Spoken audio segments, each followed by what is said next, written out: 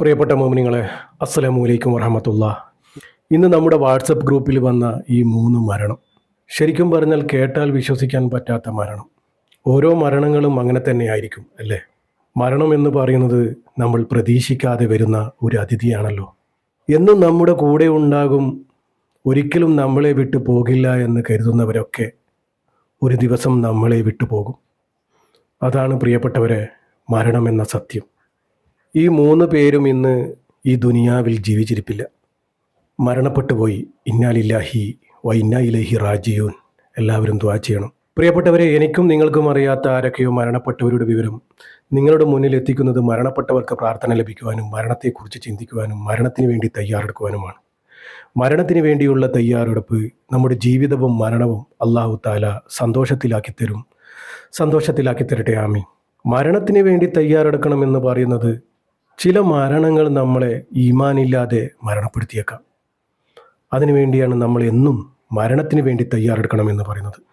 നമ്മുടെ ജീവിതം മരണത്തെ ഓർത്തുകൊണ്ടായിരിക്കണം ഓരോ ദിവസവും. പടച്ചറബ്ബ് നമ്മുടെയൊക്കെ ഖൽബിൽ മരണം വരെ ഈമാൻ നിലനിർത്തി തരട്ടെ. ആമീൻ. ദുബായ് സഹറയിൽ ദീർഘകാലം സ്റ്റാഫായി ജോലി ചെയ്തിരുന്ന നമ്മുടെയൊക്കെ പ്രിയപ്പെട്ടവനായ അർഷാദിൻ്റെ മരണമാണ് നമുക്ക് തീരെ വിശ്വസിക്കാൻ പറ്റാതായത്. പടച്ചറബ്ബിൻ്റെ റഹ്മത്തിലേക്ക് യാത്രയായിരിക്കുകയാണ്. ഇന്നാലില്ലാഹി വ ഇന്നാ ഇലൈഹി റാജിയൂൻ. അർഷാദ് നമ്മെ വിട്ട് പിരിഞ്ഞിരിക്കുകയാണ്. പ്രിയപ്പെട്ടവരെ, എല്ലാവരും ദുആ ചെയ്യണം. പടച്ചറബ്ബ് മഅഫിറത്തും മർഹമത്തും കൊടുത്ത് അനുഗ്രഹിക്കുമാറാകട്ടെ.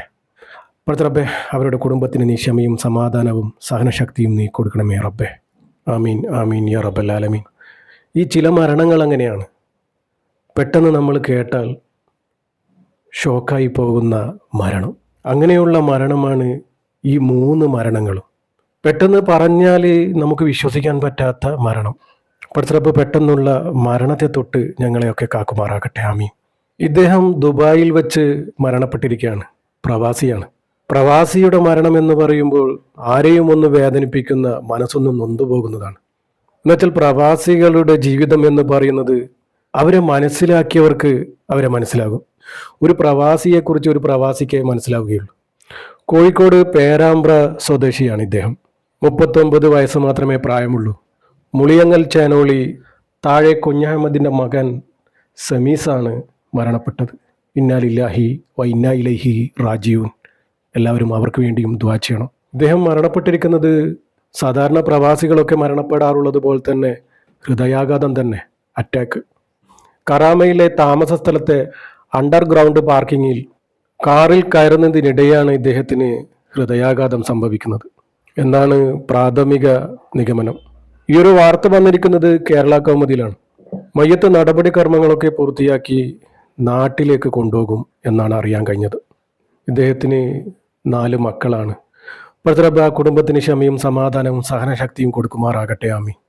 പടച്ചറബ്ബേ, ആ ഒരു കുടുംബത്തിൻ്റെ സംരക്ഷണം നീ തന്നെ ഏറ്റെടുക്കണേ റബ്ബേ. ആരുടെ മുന്നിലും ജീവിതത്തിന് വേണ്ടി കൈനീട്ടാനുള്ള അവസ്ഥ നീ അവർക്ക് ഉണ്ടാക്കി കൊടുക്കല്ലേ റബ്ബേ.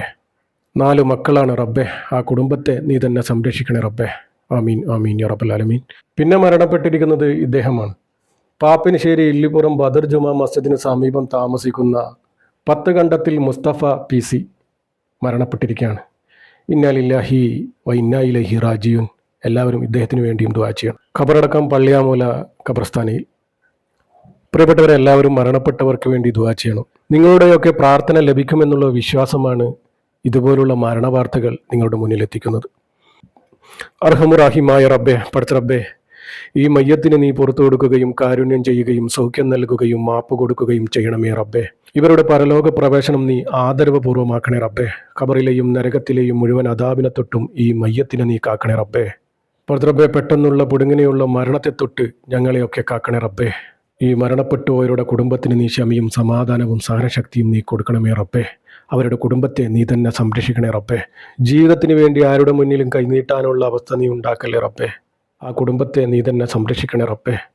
പടച്ചറബ്ബേ, ഓരോ കുടുംബത്തിൻ്റെയും അത്താണിയാണ് റബ്ബേ നിന്നിലേക്ക് മടങ്ങിയിരിക്കുന്നത്. അവരുടെ ആ കുടുംബത്തെ നീ തന്നെ സംരക്ഷിക്കണേ റബ്ബേ. ആരുടെ മുന്നിലും കൈനീട്ടാനുള്ള അവസ്ഥ നീ ഉണ്ടാക്കല്ലേ റബ്ബേ.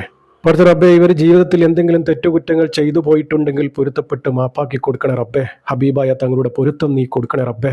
പടച്ച റബ്ബെ, അർഹമുറാഹിമായ റബ്ബെ, കീറിമുറിഞ്ഞുള്ള പോസ്റ്റ്മോർട്ടം ചെയ്യുന്ന വിധത്തിലുള്ള മരണങ്ങളെ തൊട്ട് ഞങ്ങളെയൊക്കെ കാക്കണേ റബ്ബെ. ഞങ്ങളുടെയൊക്കെ ജീവിതവും മരണവും നീ സന്തോഷത്തിലാക്കി തരണേ റബ്ബെ. ഈമാനോടുകൂടി ജീവിച്ച് ഈമാനോടുകൂടി മരിക്കാനുള്ള ഭാഗ്യം ഞങ്ങൾക്ക് ഏവർക്കും നൽകണേ റബ്ബെ. അവസാനം ലാ ഇലാഹ ഇല്ലല്ലാ എന്ന് ചൊല്ലി പുഞ്ചിരിച്ച് മരിക്കാനുള്ള ഭാഗ്യം ഞങ്ങൾക്ക് ഏവർക്കും നൽകണേ റബ്ബെ. പടച്ച റബ്ബെ, അർഹമുറാഹിമായ റബ്ബെ, ഈ പാപിയായ സാധാരണക്കാരായ ഞങ്ങളുടെ ദുആ നീ സ്വീകരിക്കണേ റബ്ബെ. ഇവരിലേക്ക് എത്തിച്ചു കൊടുക്കണേ റബ്ബെ. ഇവരുടെ ഖബറിലേക്ക് നീ എത്തിച്ചു കൊടുക്കണേ റബ്ബെ. ആമീൻ ആമീൻ യാ റബ്ബൽ ആലമീൻ. പ്രിയപ്പെട്ടവരെ, എല്ലാവരും മരണപ്പെട്ടവർക്ക് വേണ്ടി ദുആ ചെയ്യുക. പറ്റുന്നവരൊക്കെ യാസീനും ഫാത്തിയും ഓതി ഹദിയ ചെയ്യുക. ആരും മുഷിപ്പ് തോന്നരുത്, മരണപ്പെട്ടവരാണ്. ഇൻഷാ അല്ലാഹ്. ദുആ വസിയത്തോടെ അസ്സലാമു അലൈക്കും വറഹ്മത്തുള്ളാഹി.